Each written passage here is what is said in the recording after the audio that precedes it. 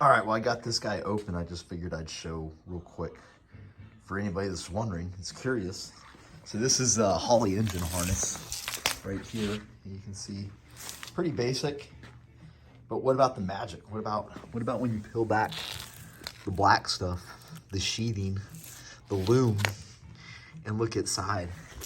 What's the magic inside? It's pretty simple. I was terrified of this, and maybe this will give somebody else a little bit of ease with these guys, but here's your connectors. They're pretty simple. You can just look this up on the Holley and it'll tell you what every single one of these pins is and what it does. These are just free guys. I depend the stuff. I'm using drive-by-wire, so I don't need TPS and IAC. So I just depend that stuff. But I left this stuff in just so I could use for ins and outs in case, you know, because it was really long. So you go down the line here. There's certain little things that you know just by looking at. Like I know this is the cam. There's 3 of these thick boys. There's 2 semi-thicks and there's 1 big thick boy right now. And that is your cranks and cam are the thinner ones, and the thicker one is your O2. Orange is going to be 5 volt. Blue with the white stripe there is your tack signal. Green is your switched on or your fuel pump. Yep.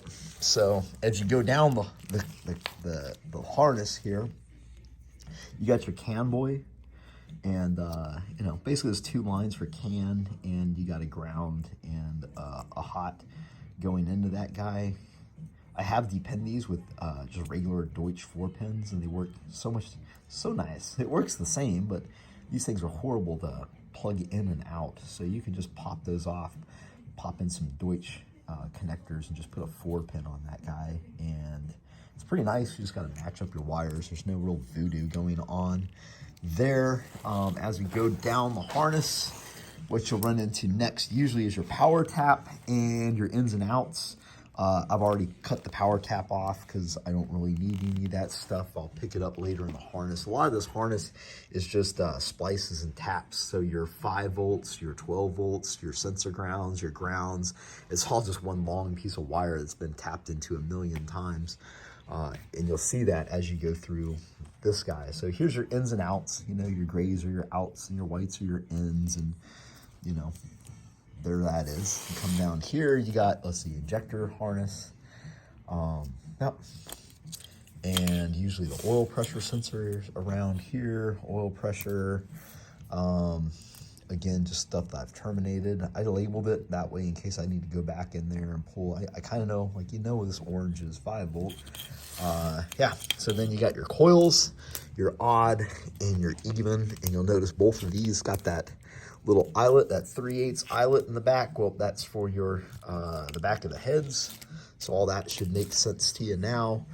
I'm sorry, this is a wideband sensor, so we're just gonna cut all that off and just wire this guy in, although it'll be interesting. That's 6 and this is 8. So we'll have to figure out what happens there, but we'll figure it out. We have the technology, we can do it.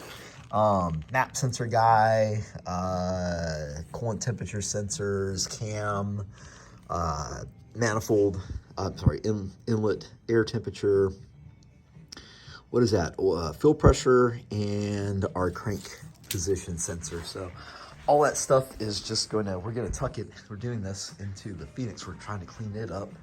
So that is what we're doing. We're going through that harness, and we got these monkey fab boys that are, excuse the mess in here, it's always tight. So we got all these new guys as far as connectors for the Holley, and we're just going to get them where they need to be and terminate them. Usually they're a bit on the long side, but if we need to restring stuff, rewire stuff, we can do that as well.